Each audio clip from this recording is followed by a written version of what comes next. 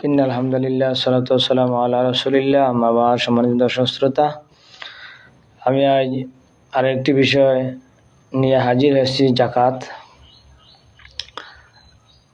যেমন ব্যবসার মালের জাকাত কিভাবে দিতে হবে।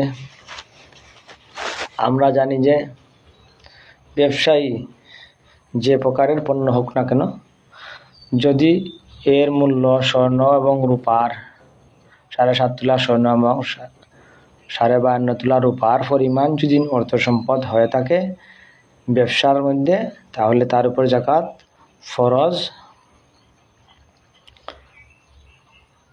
আমি পূর্বের ভিডিওতে আলোচনা করেছি যে 70 থেকে 75 হাজার টাকা যদি স্বর্ণর সমমূল্য পরিমাণ অর্থ সম্পদ তার কাছে 1 বছরে ব্যবসার মধ্যে থাকে, অথবা 7.5 লক্ষ রূপা আর সোনার পরিমাণ হইলে 7.5 লক্ষ টাকা।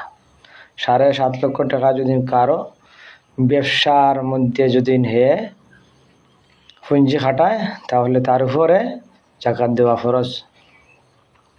হেদায়া প্রথম ঘন্টার মধ্যে উল্লেখ আছে, 2.5 টাকা করে আপনি জাকাত দিতে হবে।